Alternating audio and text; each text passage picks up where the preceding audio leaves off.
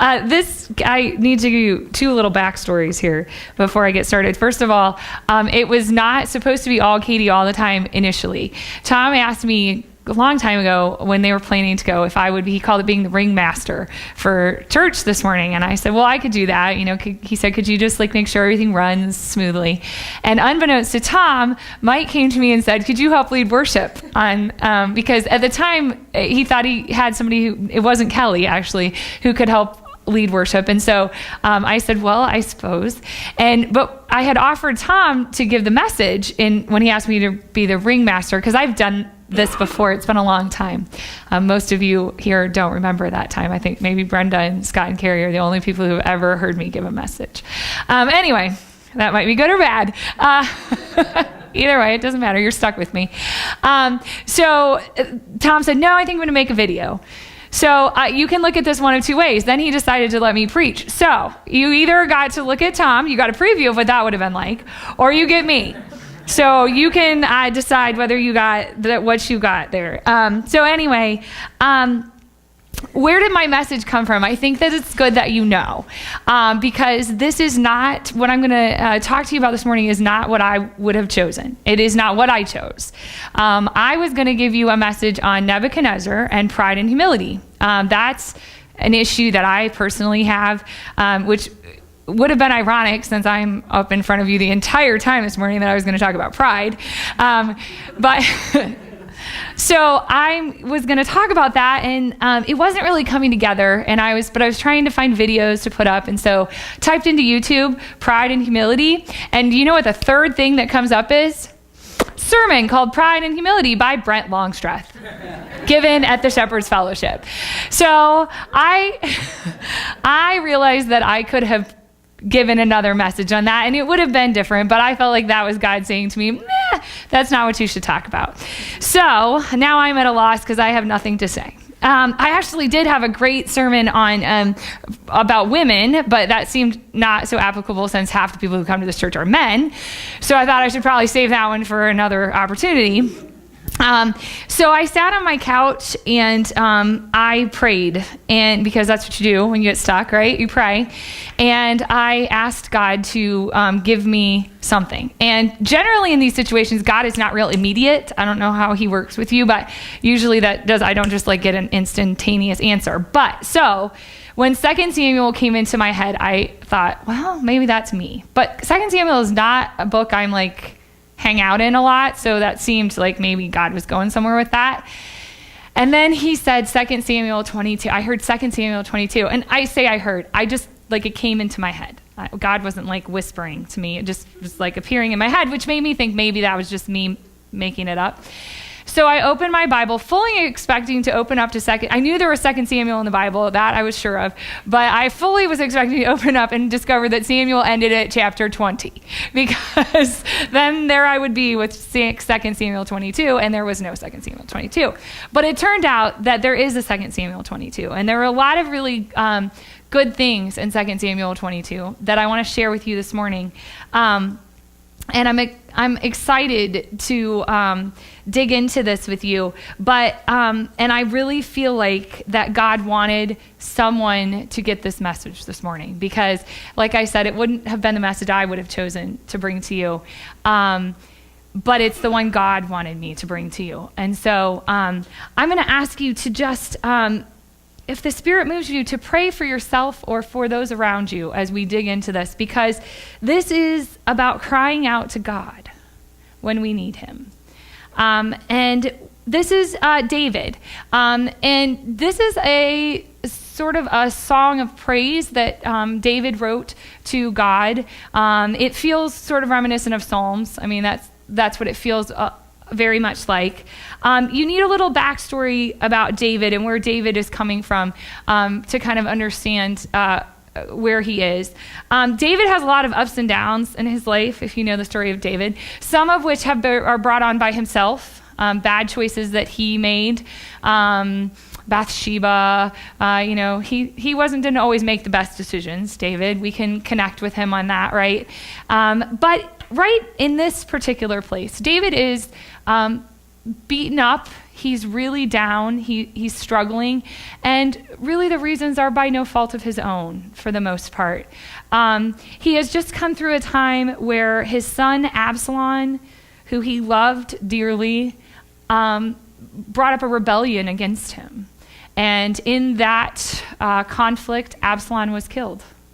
And any one of us with a child can only imagine what that feels like to be suffering that grief.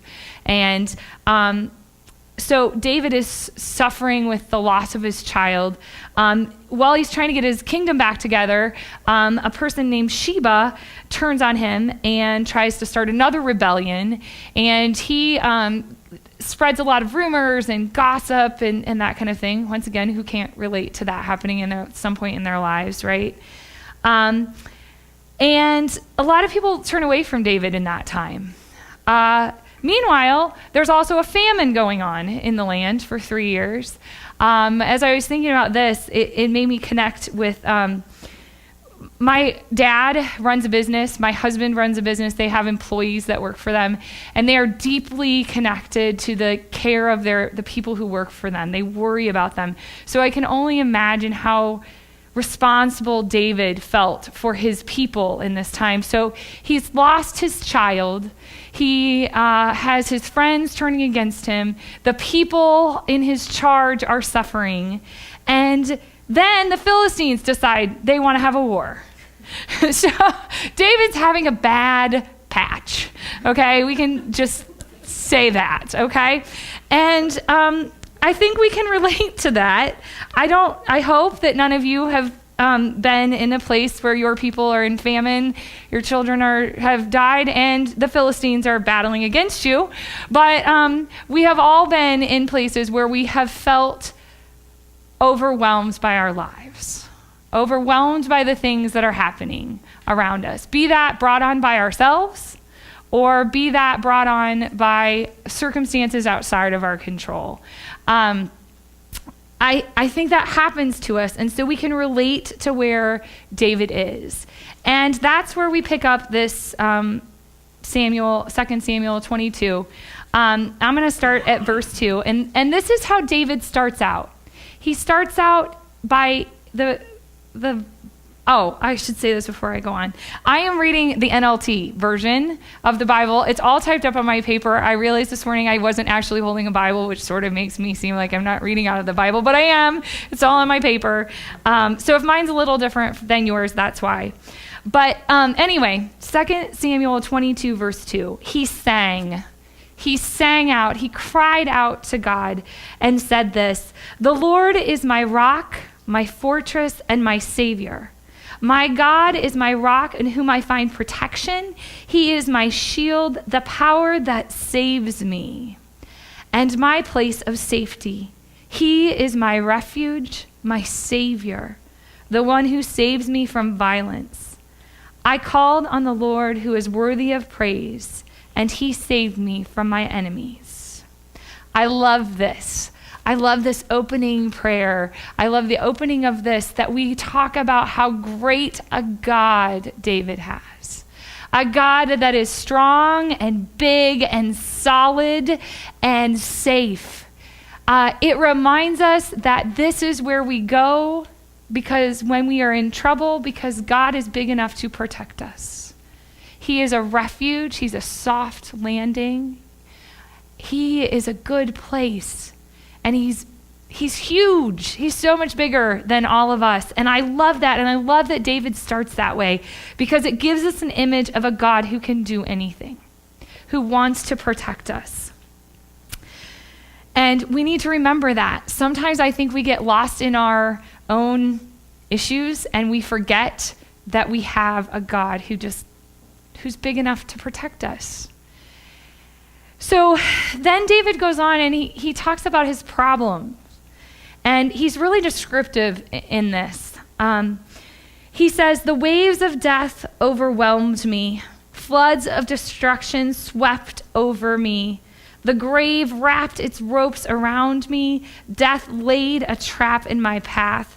But in my distress, I cried out to the Lord. Yes, I cried out to my God for help." David is in a bad place. The waves of death are overwhelming him. I am sure that there are people in this room today that feel like that the waves of something are crashing down upon you. If you aren't feeling like that today, well, then you need to say a prayer to God, because we aren't always in that place, and that's a celebration in itself, but we will be there again. And sometimes we're there because of our own circumstances, our own choices. I find myself in this place often by my own overcommitments and my own too many things going on in my life. And sometimes we find ourselves there because bad things have happened, because the car has broken down and we have no money to get it fixed, because someone we love is sick, because someone we love has passed on, because we've lost our job and it was of no fault of our own. There are all kinds of reasons we get into this place and we are overwhelmed by our circumstance. And that is when we cry out to God, because we are reminded in the beginning that he is big. He is a refuge. He's our Savior.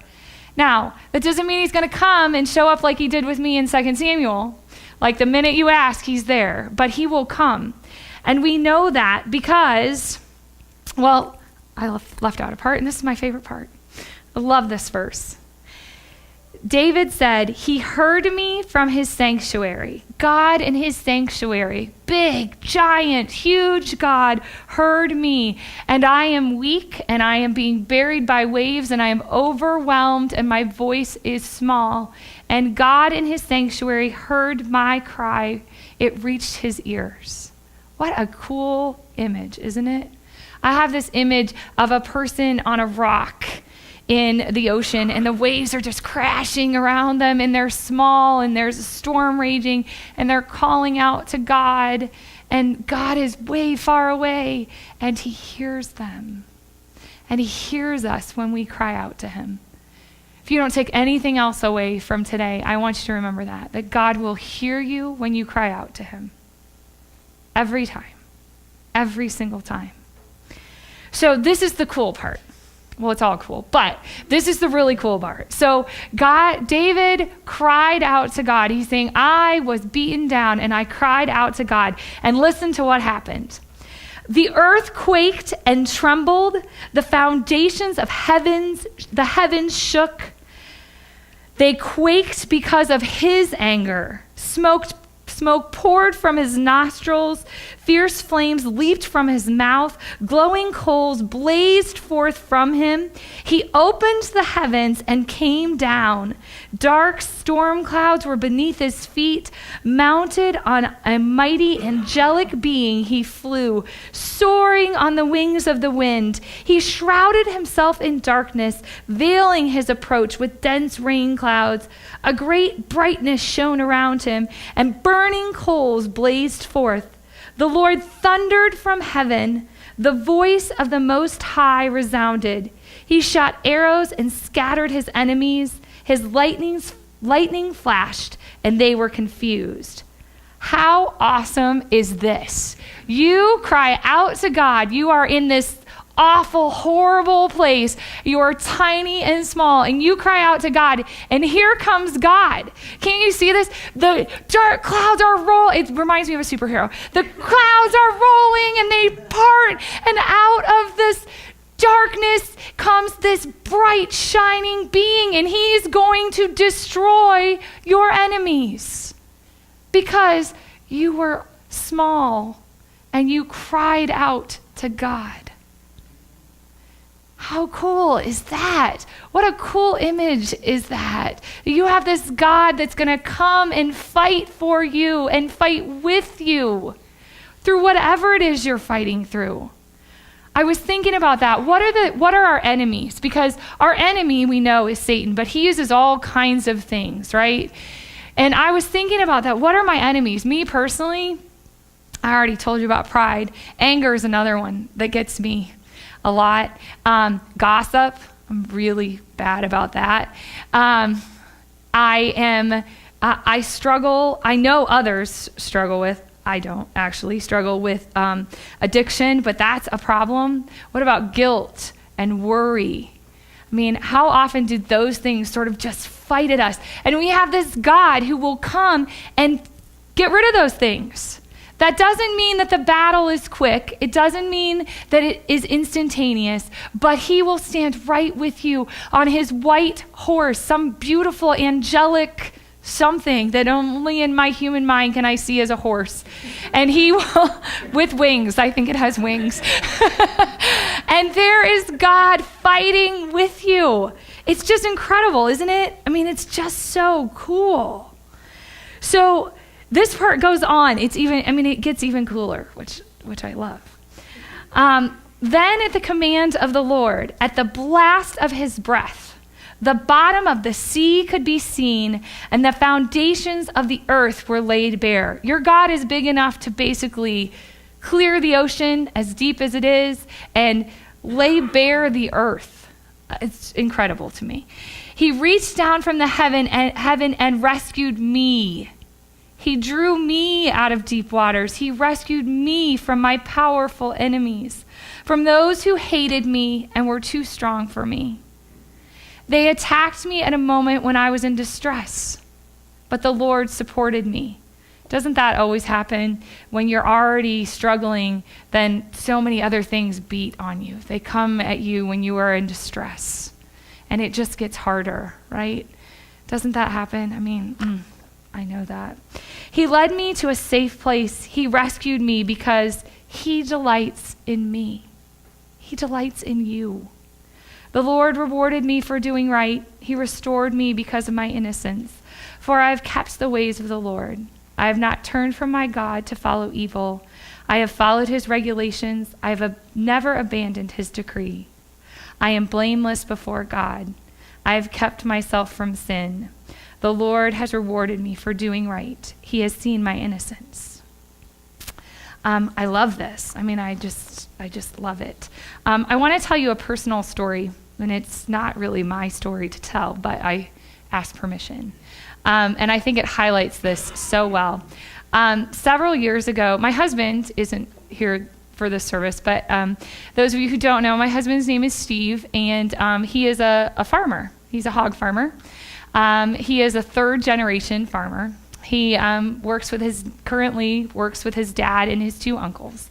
And about 4 or 5 years ago, actually before that, they decided to expand the business. The hog market was good, and it was a good time to expand, and so they expanded the business, had to borrow money to expand, and it was a good thing for about 6 months, and then the hog market crashed. And we had a lot of money to pay back, and it was a really, really, really hard time. And Steve, my husband, felt really responsible because part of the reason that they expanded the farm was for him. His dad and his uncles are getting to the age where they're going to retire at some point, and they expanded in part for him, and so he felt a lot of responsibility for that. And his dad and mom were helping manage the money, and Steve was just in a really, really hard place. He was overwhelmed. They all were overwhelmed by the fear that they could lose their business. Their family farm could be gone.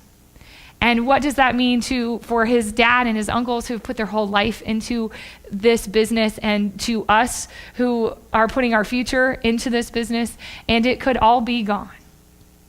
And Steve was really struggling, and he said to me one day, "Katie, I don't know what else to do. I don't know what else to do. I need to go back for just 1 second." Steve and his dad and uncles are extremely faithful men. They believe in God. They always do. You will find each and every one of them at church on Sunday morning. Always, they will always be there. They are great men of faith, Steve's dad especially. And so Steve said to me, "Katie, I don't know what to do." And he often works at home alone. The kids and I are off, and he does paperwork, and he's at home. And he said, "I just get down on my knees, and I pray to God, because that's all that's left for me to do. Because I can't control this. I can't make there be money in the bank when there isn't. I can't make the hog market get fixed. I can't help my dad. I can't help my uncles. I can't do anything but get down on my knees and call out to God. A grown man just on his knees praying to God. And do you know what? God answered. Not quickly. We didn't win the lottery. And it didn't happen, but God was faithful. And he carried us through that. And the business is now, it was in a really good place. I'll get to that in a minute. The business is in a good place. He carried us through. And you know what really, that is the kind of stress and the kind of worry that can bring on a lot of other bad things. Through all of that time, no one got sick. No one, nobody had a heart attack or a stroke or, something that could really be caused in those situations, that much stress. God was just so faithful, so faithful. There was a lot of sleep lost and all that, but our God, these men cried out to God, and he was faithful. He came with his white horse. He gave them peace in it. I remember there being times where Steve couldn't sleep at night, and then there came a point where he just said, I'm going to sleep because God has it, and I have to trust him. And he did. Steve is not a great sleeper, so that was really a big deal. And we just are now, there's a hog disease going around. We probably read about it or heard about it, and it's pretty devastating to your sow herd. And that has hit our farm. And the thing is, nobody's freaked out. Everybody knows that God will be faithful, that God is going to carry us through. And so all we can do is just pray about it, and it will be okay because we trust in God, because we cry out to him. So David talked about this God that is huge and big and awesome, and about being in a place of being overwhelmed and in deep struggle. And then he talked about this amazing God who comes in and he fights your battles or fights with you through your battles. And then David reminds us of probably, for me, what is the most important part, is then you need to worship God. You need to cry out to him with thanksgiving and praise, because a God who does that for you deserves something back. And all we have to give is our praise to him. So he goes on to say in verse 26, to the faithful, you show yourself faithful. To those with integrity, you show integrity. To the pure, you show yourself pure, but to the wicked, you show yourself hostile. You rescue the humble, but your eyes watch the proud and humiliate them. Oh Lord, you are my lamp. The Lord lights up my darkness. In your strength, I can crush an army. With my God, I can scale any wall. God's way is perfect, and all of the Lord's promises prove true. He is the shield for all who look for him for protection. So I love this part about God is faithful to those who are faithful. If you are faithful to him, he will be faithful to you. How cool. So he makes promises. David said, you hold your promises. So this is cool. This is cool. And I think I deleted a little bit, so you're going to have to go with me on it. He sees my innocence and makes my way perfect. I love this. I love that God will do this for us. He makes me as sure-footed as a deer, enabling me to stand on mountain heights. He trains my hands for battle. He strengthens my arms to draw a bow. You have given me your shield of victory. Your help has made me great. You make the path wide for my feet to keep me from slipping. I chased my enemies and destroyed them. I did not stop until they were conquered. I consumed them. I struck them down so they did not get up. They fell beneath my feet. You have armed me with strength for battle. You have subdued my enemies under my feet. You placed my foot on their neck. I have destroyed all who hated me. They looked for help, but no one came to their rescue. They cried to the Lord, but he refused to answer.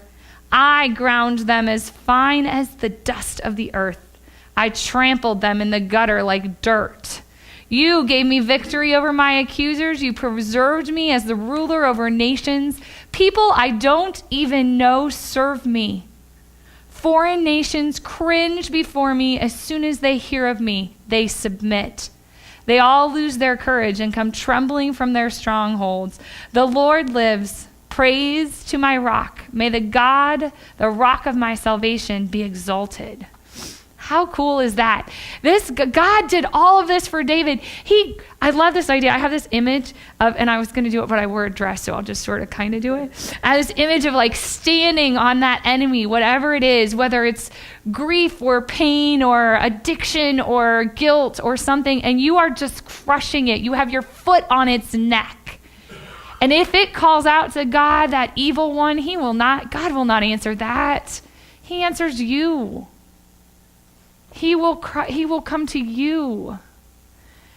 God is just so good. He's so worthy of praise. I want to tell you one more story that I think highlights this a little bit. This one is actually my story. I had created my own overwhelming life experience. Which my friend Carrie is smirking in the back because I have a tendency to do this in my life. I am a yes person. I don't know boundaries very well. And so if you ask me to do something, I will probably say yes to you. And so when we had ladies' night a month or so ago, and I had too many things in that week. I think I had conferences the night before. I'm a school teacher. I didn't say that, but anyway. I had conferences, and there was all this other stuff. My kids are in things, and Steve and I are junior fair board advisors, so we just had like all these things going on, and I hadn't had time to get ready for ladies' night. And I wasn't exactly sure who was going to do what, who was going to come. I was concerned that we were going to show up and there was going to be 5 people here, because that happens sometimes. And I was truly overwhelmed, and I was being unkind to anyone I could find, which was mostly my husband. He's a good man. And I was just in this awful place, and I really wasn't sure how I was going to come and lead women and to see God and meet God, because I was overwhelmed by my circumstances. And it is hard to come and stand up in front of people and say, I'm going to tell you about how great God is, when I'm not sure I even knew. I couldn't see him through the fog, And I didn't have much time, as is my life. And I'm doing my hair and trying to change my clothes, and all of that. And I realized that I was just a big hot mess. And I got down on my knees in my bedroom. And I just said, God, I cannot do this without you. This will not happen. It won't. It'll be a disaster, because I cannot do it. There is nothing more I can do. I have given everything, and I have nothing left. Please come. Please, God. And the heavens did not open. A white knight did not come to my rescue in that moment. As a matter of fact, I proceeded to walk downstairs and be mean to my husband again. And I drove here, and I remember feeling like I came in here not as rushed as I could have been. And I walked in here, and I could feel the stress and tension just sort of dripping out of me. It just sort of was draining off of me. And God showed up, not as a big white knight, but as some beautiful women. And they came into this place, and the Holy Spirit he was just so present here. And I know it was because I was overwhelmed, and I cried out to God, and he showed up, because he will. So whatever it is that you are struggling with, whatever it is that is overwhelming you, I encourage you to cry out to God and continue to cry out to him. Cry out and ask him for his help, for his salvation, because he will answer. And if he has answered, cry out to him with praise. Celebrate the great God that you have, who loves you, who is your fortress, your rock, your refuge.